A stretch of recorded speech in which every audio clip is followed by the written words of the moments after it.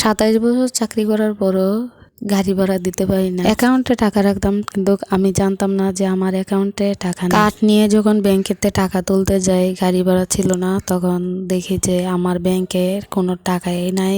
তারপর টাকা আসতেছে না। একবার না দুইবার মারছি। দুইবার মারার পরে তারপর দারোয়ান সিকিউরিটি গার্ড বলতেছে যে আপনি যদি আরেকবার মারেন তাহলে আপনার কার্ডটা আটকে যাবে, তখন আপনার থেকে 2000 টাকা লাগবে কার্ড ছুটাইতে।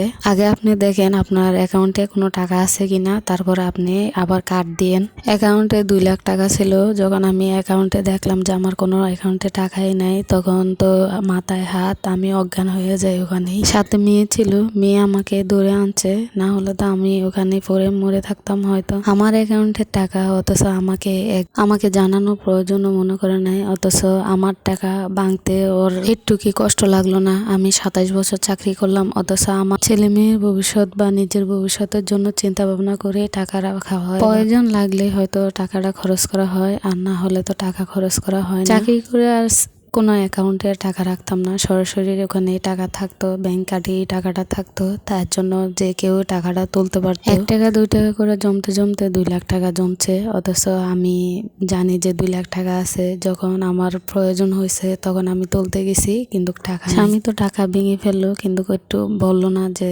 আমি তোমার টাকাগুলা ভাঙছি বা আমার কাজে লাগাইছি। যে কোনো একটা কথা তো বলতে পারতো, কিন্তু কোনো কথা আমাকে বললো না। এরকম ভুল কেউ করবেন না, কারণ না যে অ্যাকাউন্টে টাকাটা ঢুকে ওই অ্যাকাউন্ট থেকে সবাই টাকাটা তুলতে পারে, যে কেউ টাকাটা তুলতে পারে। বেতন পাওয়ার সাথে সাথে টাকাটা তুলে ফেলবেন, তুলে প্রয়োজন হয় আরেকটা ব্যাংকে আপনার নিজের ব্যাংক সেভিং অ্যাকাউন্ট করে ফেললে তখন আপনার টাকাটা আপনি জমাতে পারবেন। আপনার টাকাটা কেউ আর তুলতে পারবে না, তখন আপনার থেকে আর কষ্ট লাগবে না। যখন মন চায় তখনই তুলতে পারবেন, কারণ অ্যাকাউন্টে আপনার নিজের অ্যাকাউন্ট হলে তখন আর ওইটা সমস্যা হয় না। যদি আপনি মেয়াদি হিসেবে রাখেন তাহলেই আর সমস্যা হয়। ওই আপুটা শুধু এই কথাগুলো না, আরো অনেক কথা বলছে। আসলে ওনার সাথে সাথে মনে হয় যেমন আমিও কান্না করি, এমন ভাবে কথাগুলো বলছে, অনেক কষ্ট লাগছে। স্বামীর মিষ্টি কথা যেমন আমরা গলে যাই, তেমনি আবার আঘাতও আমরা কিন্তু অনেক কষ্ট পাই, তাই সতর্ক থাকাই ভালো। ছেলে মেয়েদের জন্য তো অনেক আপু তো বলে যে আমি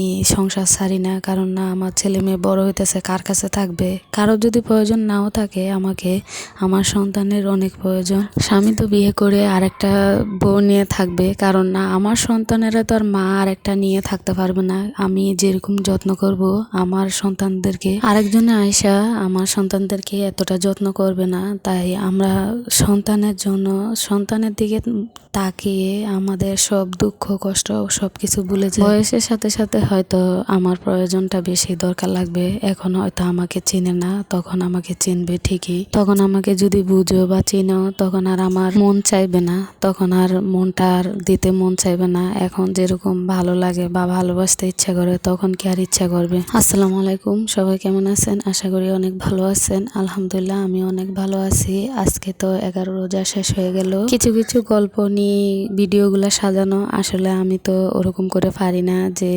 বলকের মতো করে সাজাবো বা বলক দেব, এখন অতটা সময়ও পাই না। 11 রোজাতে 3 রোজাতে হয়তো আমাদের সাথে ইফতার করছে, কিন্তু এখন আমাদের সাথে ইফতার করতে পারে না। আসলে বাচ্চারাও বাসায় আসলে তো আব্বু আসে না, এরকম করে একটা কথা বলে আব্বু আব্বু আব্বু করে। ও তো এখনো ভালো করে তেমন কথা বলতে পারে না, কিন্তু মোবাইলটা নিয়ে কানের দ্বারা দৌড়ে আব্বু আব্বু করবে শুধু।